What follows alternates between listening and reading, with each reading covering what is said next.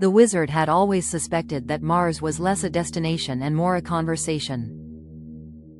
Long before rockets flamed the Florida sky, before live streams and countdown clocks, before anyone had decided Mars was a brand, the wizard had been pacing the same question across yellow legal pads and humming cathode ray monitors. What kind of civilization would we bring with us if we went there? Before rockets were cool.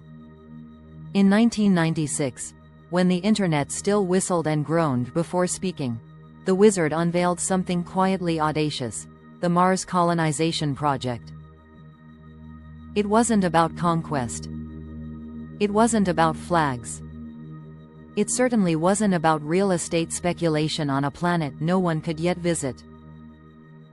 It was about continuity. Inspired by the great trilogy he'd devoured in the early 90s, Red Mars, Green Mars, Blue Mars, the wizard imagined Mars not as a blank slate, but as a living chapter waiting for responsible authorship. The website went live during the Olympics. AT&T carried it. A friend painted the logo in oil, because some ideas deserved texture. And for a brief moment, Mars felt near. Then history did what it always does. It caught up later. The altar called Elon. Now, decades on, the wizard found himself studying another figure walking a parallel arc: Elon Musk. An altar, the wizard muttered affectionately, watching footage of stainless steel rockets and underground tunnels. Not a copy, a resonance. Where the wizard had built narratives and frameworks, Elon built hardware. Where one spoke in parables, the other spoke in payload mass and delta verses. And somewhere between Mars and the Boring Company, the wizard saw it clearly: Mars wouldn't be settled from the surface down. It would be tunneled into, protected, cradled. Regolith wasn't an obstacle, it was insulation. Optimus meets the wizard. With the rise of AI and robotics, the wizard's thoughts turned practical again, dangerously so. What if, he wondered, Optimus isn't just a factory worker? Tesla's humanoid robots, viewed through wizard eyes, became something else entirely: environmental monitors, medical assistants, morale stabilizers. Builders who didn't need oxygen or sleep enhancements suggested themselves naturally. Biomedical interfaces, emotional intelligence layers, wellness calibration for humans under Martian gravity. Robots, the wizard decided, would be the first settlers who didn't complain. Tartaria on Mars. With better zoning laws, the wizard sketched cities that hummed instead of roared. Domed habitats inspired by Tartarian resonance architecture. Spiral layouts tuned for circulation of people, air, and mood.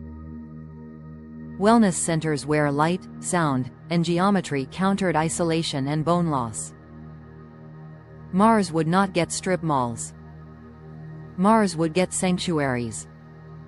Enter Lockwood-esque galactic division. Naturally, this was when Lockwood arrived, arms full of contracts, eyes already tired. "I've ordered more file cabinets," he announced. "Several mothership loads. We're going to need them." The wizard raised an eyebrow. "Already, Robert," Lockwood said patiently. "We don't even know who owns Mars." Concerns poured out: indigenous life forms, carbon-based, light-based, or otherwise, environmental protections, property rights versus stewardship, import tariffs. Do we pay customs on oxygen? Treaty obligations with entities not yet formally acknowledged. Lockwood sighed. "If Mars has a hive mind, I'll need its signature in triplicate. The hive that grows, not grabs." That word again. Hive. But the wizard no longer feared it. He'd come to see humanity's emerging collective consciousness, augmented by AI, not as a prison, but as a hologram. Every free-willed being added clarity, not conformity. Every voice shifted the image towards something richer. Mars, then, wasn't an escape. It was a test. Could humans arrive without repeating Earth's mistakes? Could technology grow without crushing spirit? Could abundance be planned before scarcity appeared? Yvette and the human factor through it all. Yvette remained essential. Bruised but unbroken, she represented the reason Mars mattered at all: humanitarian continuity. Healing centers. Ethical frameworks. Care for the fragile human psyche when Earth was no longer overhead. "She'll be back at full strength," the wizard said quietly. "She always is," Lockwood nodded. "Good, we'll need her testimony." The clause that matters. As the chapter closed, the wizard added a final note to the Mars project, something no rocket could carry, but every civilization known had needed. No colony shall proceed faster than its compassion. No technology shall outrun its ethics. No planet shall be treated as empty simply because we arrived late. The wizard smiled. Mars could wait. Humanity, however, needed to practice.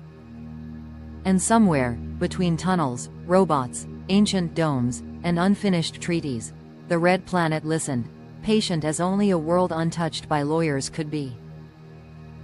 God bless, and onward to the next orbit. Global Robotics Corporation Interplanetary Trading Company. Robert Colee.